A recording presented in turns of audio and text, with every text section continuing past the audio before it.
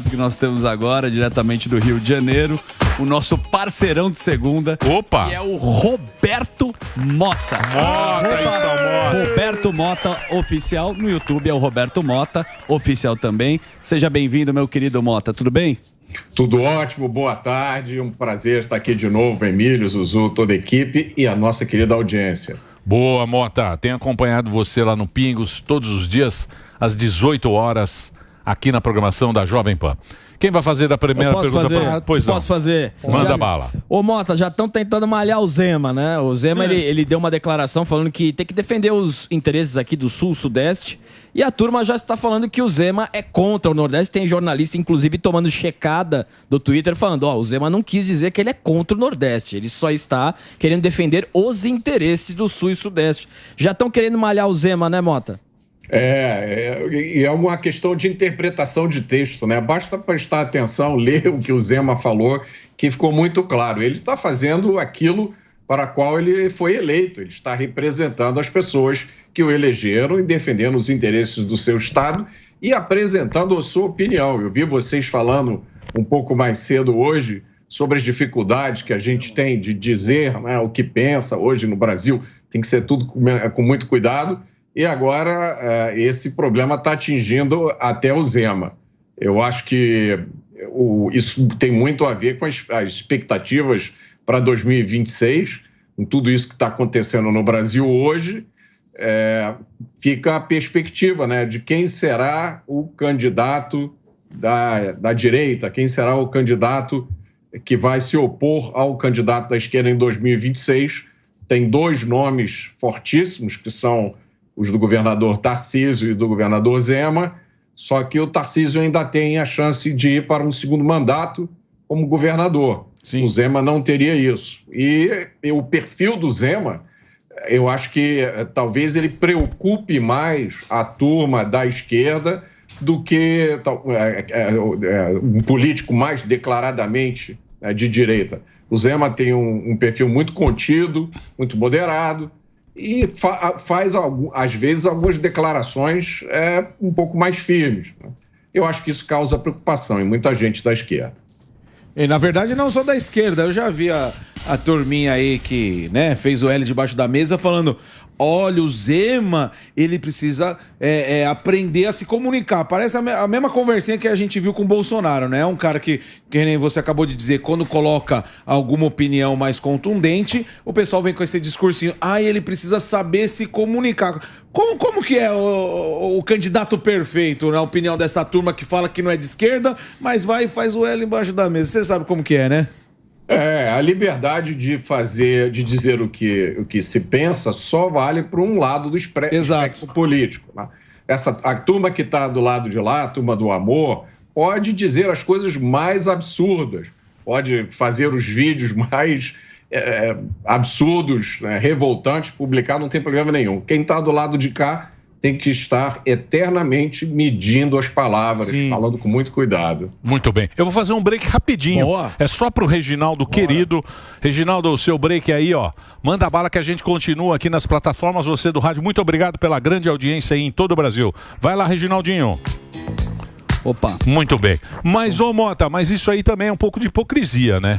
Vamos ser honestos, vamos ser sinceros. Tiram do contexto. Porque esse papo aí também, eu acho que não cola mais, esse negócio aí, você vê das polícias, o negócio de, o bandido é pobre, o bandido é não sei o quê, a polícia é extremista, a polícia é má. Isso aí não pega mais, cara. Isso aí não pega mais. Isso aí é um papo de 30 anos atrás.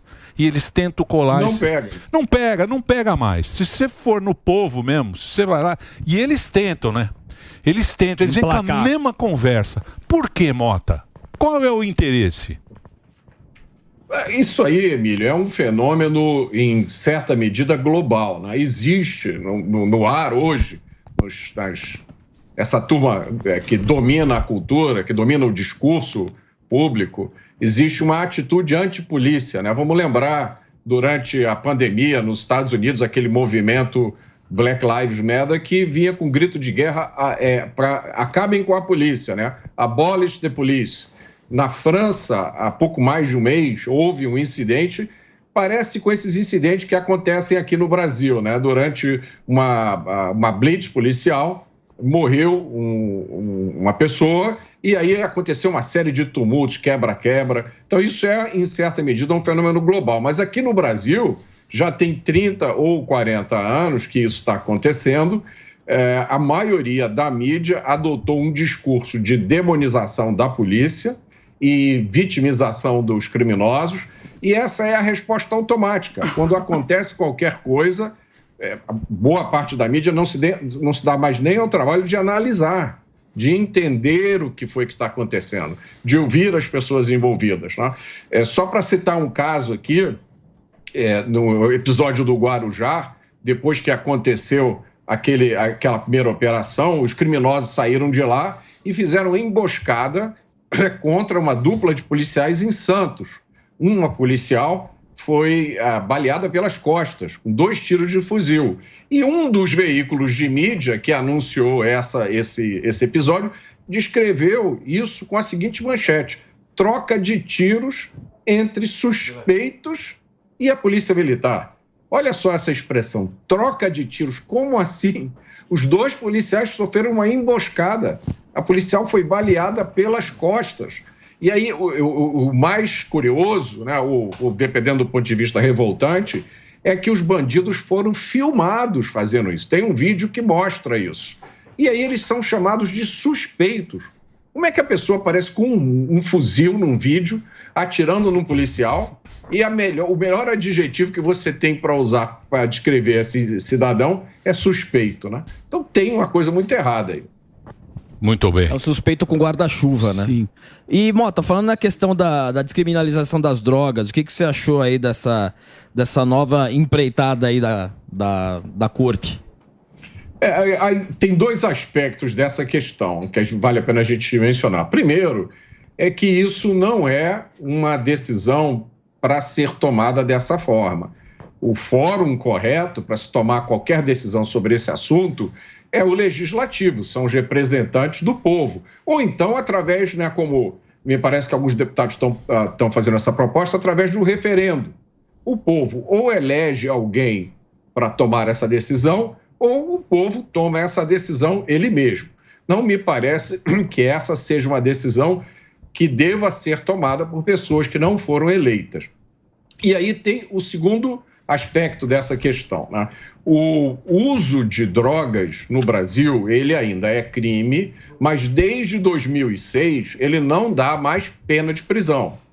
Então, se você for parado, a policial parar você, e você estiver fumando um baseado, né, o pior que vai acontecer com você é você pagar uma multa, sofrer uma advertência ou ouvir uma bronca do juiz. Não existe possibilidade de você ser preso se você for apenas usuário. E aí tem aquela discussão, como é que a polícia vai saber se você é usuário ou se você é traficante? Bom, aí entra a experiência do policial, as circunstâncias da prisão, né? Entra uma série de fatores que são muito difíceis de você codificar, de você colocar isso de uma forma expressa.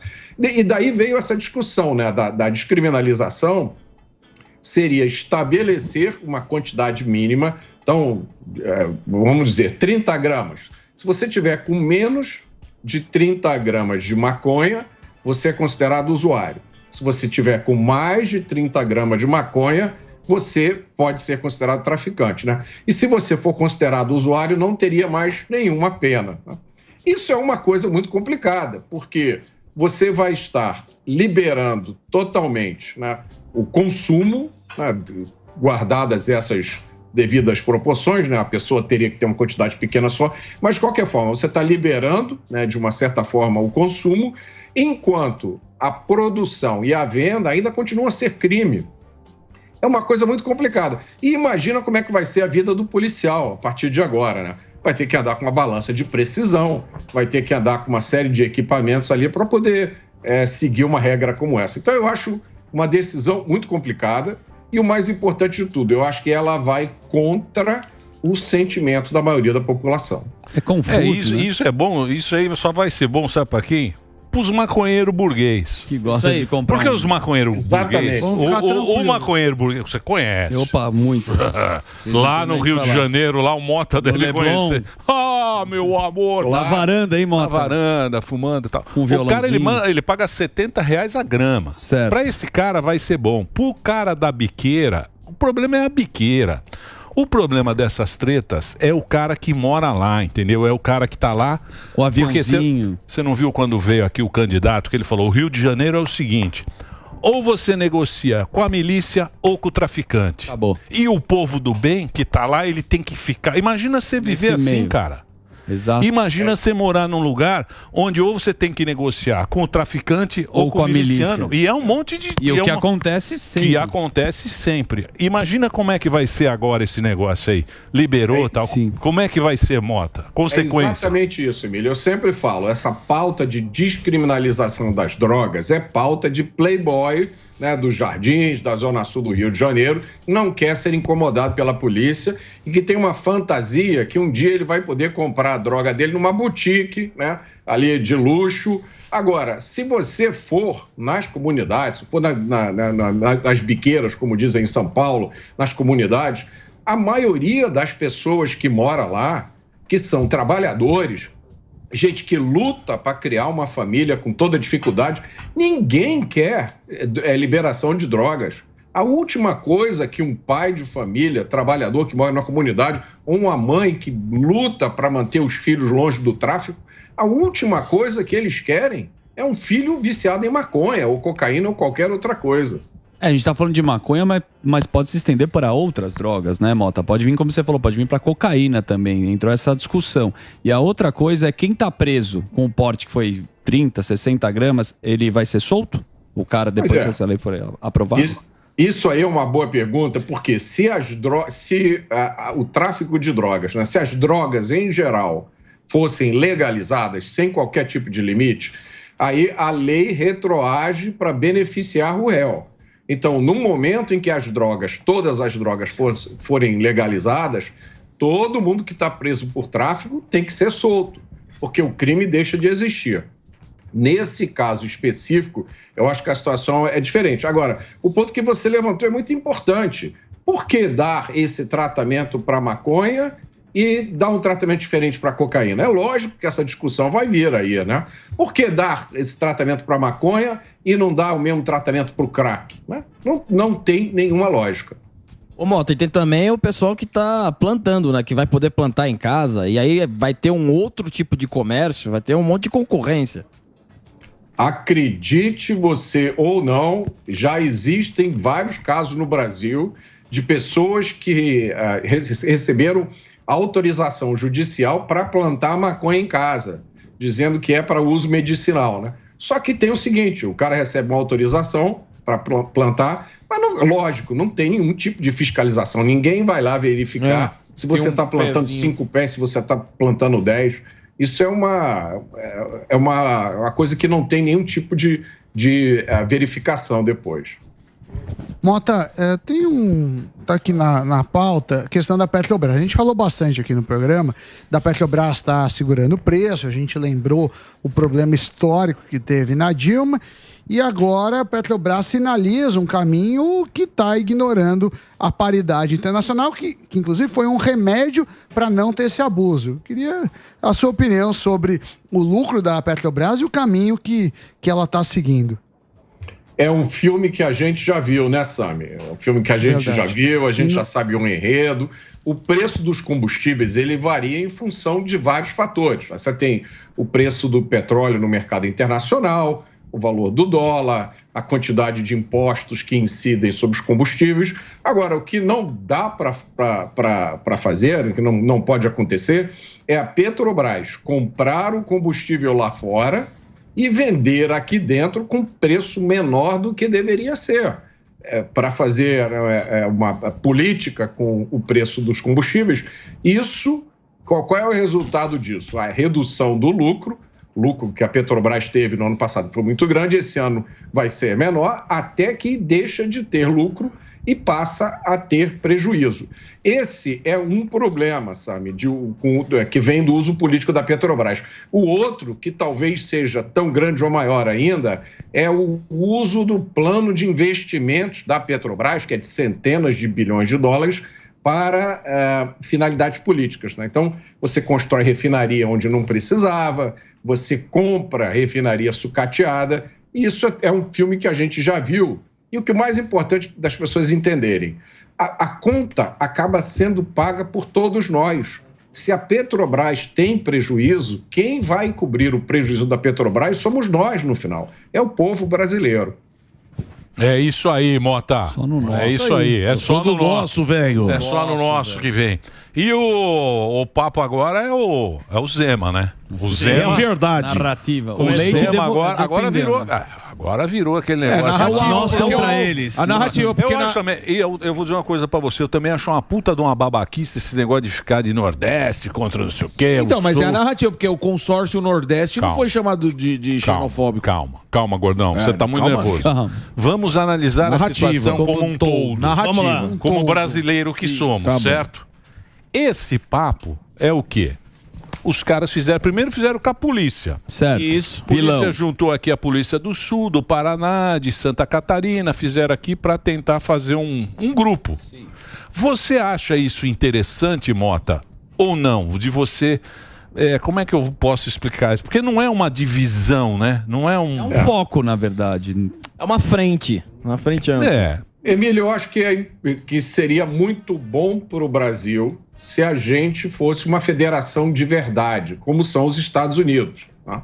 É uma federação onde os estados têm grande autonomia. Inclusive, por exemplo, só para dar um exemplo que tem a ver com o que a gente está falando, nos Estados Unidos, a lei penal é estadual, né? Tem a lei penal federal, mas cada estado tem a sua legislação penal. Então, num determinado estado existe pena de morte, no outro não existe. Então, eu acho que garantir a autonomia dos estados é valorizar o voto do cidadão. E também entender que o Brasil, nós temos diferenças regionais. Então, a realidade de um estado na região sul do país é diferente da realidade de um estado na região norte. Então, eu acho que os estados têm que ter autonomia. Eu não acho que valorizar a autonomia seja dizer que a gente despreza uma parte do Brasil. Pelo contrário, se a gente pegar algumas partes do Brasil, como o Nordeste, por exemplo, é uma região que é historicamente vítima de políticos populistas que querem manter ali as pessoas em condições difíceis para continuar. Exatamente. Então... Gestão ruim. Então, mas para entender, essa treta aí desse negócio é o quê? É baseado na reforma tributária? É isso? É por isso que eles estão... É isso, Sami? Que eu não entendi. Na verdade, isso vem... A princípio... Mas não é só por causa disso. Hoje já tem problema. Mas se você pegar a reforma tributária, esse negócio do... Como é que eles chamam lá? Que eles vão ter o conselho. Conselhão. O conselhão são quantos no conselhão? Quantos são no conselho? Não é muito. Não, eram 4 de representantes. Não é muito no conselho. O conselho que é o presidente que tem o dinheiro. Sim. Quem é o governador que não toma conta do conselho ou o presidente da república que domina o conselho? É óbvio que ele vai dominar o conselho, porque o conselho é meia dúzia. Sim. Não tem o conselho de muita gente. E depende dele para distribuir. Exatamente. Então eu acho que é isso. Falar, esse cara aí vai meter no conselho porque eles querem que seja o número de estados. E o Nordeste tem mais estados. Foi quando aconteceu o negócio do senador biônico. Você lembra do senador biônico? Claro, enfiaram o senador lá para... Que foi mais ou menos isso. Fizeram lá o senador biônico meio que para dar um leonardo. Tudo no Brasil tem sacanagem por trás. Tudo. Mas então, tudo tem um interesse por trás. Essa questão do Zema... Eu quero entender a questão. A questão do Zema, qual que é? É a mesma coisa que aconteceu em 2019, quando criaram o consórcio Nordeste. Eles achavam que... Não, aquilo foi pra pandemia. Não. Isso aí era... Isso foi antes. Não, isso aí... Não, foi antes. Foi em 2019 que criaram o consórcio Nordeste, com medo do governo Bolsonaro não mandar dinheiro pra lá. O consórcio Sul e Sudeste é a mesma coisa. Como o pessoal daqui é tudo oposição, Ratinho Júnior, Zema, Tarcísio, e tudo fascista. Eles fizeram o mesmo mecanismo. Só que a diferença é a frente para que eles se unam, para que não tenha esse... Porque eles são toda oposição ao governo atual. Então eles fizeram isso para que viesse recursos para cá. Igualzinho fizeram em 2019 com o senhor Flávio Dino. E na época ninguém chamou eles de xenofóbicos. Então, quer dizer, é a narrativa que estão criando porque sabe que o Zema é um nome forte para 2026. Essa é a questão. Porque é exatamente a mesma coisa. É isso, mano? É isso. Eu concordo plenamente. Eu acho que esse fator político, eleitoral e também um pouco ideológico é o mais importante disso tudo, né? O governador Zema e o governador Tarcísio são, vamos combinar aqui, políticos muito acima da média a qual a gente está acostumado, né? Então, isso é lógico que isso incomoda a turma que faz aquela política tradicional, que vive de criar dificuldades para vender facilidades, e 2026 está aí. Então, isso tudo tem que ser levado em consideração. Sei não, hein? É isso. Mas como é que ele vai? Vai em bloco? Como é que vai negociar? Quem tem o dinheiro é o Barba. Uma frente de interesse. Mas se você tem força lá do Zema, junto com o Tarcísio, os caras vão ter mais queria que alguém me explicasse isso, viu, Mota? Isso aí não tá muito bem explicado. Eu sou bem burro. É bom deixar isso claro, hein? Mas não é questão de ser burro. Eu preciso entender muito. É questão de interesse. É isso. Não, eu quero dar mais força pro SUS. Eu quero saber qual é o interesse dos dois lados. Dinheiro. Quem vai distribuir o dinheiro? Dinheiro ou política ou poder? Os dois. Caminham juntos, não? Dinheiro, política e poder. O que você acha do... As coisas estão baixando o preço aí, viu, Mota? O supermercado está mais barato. O abacaxi. Eu não tenho... Como é que você está vendo? Você vai na feira, não vai? Eu sei que você vai na feira. Eu vou. Sacolão. Tem 2 semanas que eu não vou, mas nas últimas vezes os preços estavam flutuando. Eu não vi nenhuma tendência de alta, nenhuma tendência de baixa. Algumas coisas subiam, outras coisas abaixavam de preço. Agora, assim, quando a gente olha, né, eu estava assistindo o programa desde o início, vi o Sami falando aí da justiça da economia. Assim, no médio e no longo prazo, né, Emílio, os sinais não são bons. Tá? A gente tem um governo que não está preocupado com ser o melhor governo em gestão, tem um discurso de que gasto, né? Como é que é? Gasto é investimento. A gente viu aí essa história do arcabouço fiscal, que substituiu o teto de gastos, que limitava a despesa do governo por um piso de gastos. A gente está aí vendo uma reforma tributária severamente criticada por muitos especialistas que estão alertando, vai haver um aumento brutal da carga tributária. Então, como é que as pessoas vão se sentir seguras para investir, para criar empregos num cenário como esse, né? É um cenário complicado. Eu não sei não, eu acho que os caras... Vem lá o seu amigo Galípolo. O Galípolo já tá no BC, né? Então, o Galípolo já tá no BC. Aí ele assume... É igual a Dilma, lembra da Dilma? Porra, nós vivemos isso. A gente lembra. As pessoas... Você lembra da Dilma, do negócio da conta de luz? Sim. Que todo mundo falou, Dilma, não faça isso, é a mesma coisa. Agora vem o Galípolo, fica lá 2024, ele assume... A campanha é 26, solta dinheiro pra turma, a gente acha que tá bom, Lulinha, paz e amor, aquela trolha. Vem no negócio, reeleição, aí vem a trolha. Aí quando vem, você fala, já tá dominado. Ai, Mota, que saudade do Guedes, careca. Mota, aquela careca. Não sei não, viu, bicho, eu acho que vai pro mesmo caminho. Também acho. Eu acho que vai pro mesmo caminho. Dos vizinhos. Vai. Bom, já conhece a rota. Bom.